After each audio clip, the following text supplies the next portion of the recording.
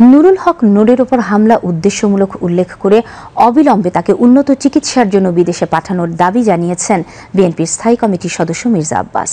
তিনি আজ Dhaka medical college হাসপাতালে চিকিৎসাধীন গণ অধিকার পরিষদের সভাপতি নুরুল হক নূরকে দেখতে এসে সাংবাদিকদের ব্রিফকালে এ দাবি জানান। মির্জা আব্বাস বলেন, নির্বাচনকে বানচাল করতেই একটি মহল অরাজকতা সৃষ্টির অপচেষ্টা করছে। দেশবিরোধী এসব ষড়যন্ত্রের বিরুদ্ধে সরকারকে আরও কঠোর পদক্ষেপ নেওয়ার আহ্বান জানান তিনি। আক্রমণটা হয়েছে, এটা আমার মনে হলো আক্রমণটা খুবই উদ্দেশ্যমূলক। এটা আমার কাছে মনে হচ্ছে না যে এটা একটা মারামারির মধ্যে পিটাপিটির মধ্যে ঘটনা ঘটে গেছে। এই ধরনের একটা অমানবিক আঘাত ওর আমার মনে হয় গলার উপরের মাথার যে অংশটা, এটা বোধ হয় ভিতরে কী অবস্থায় আল্লাহই বলতে পারে। আমি শুধু দেখলাম যে যেটা রক্তপাত এখনও হচ্ছে মাঝে মাঝে নাক দিয়ে।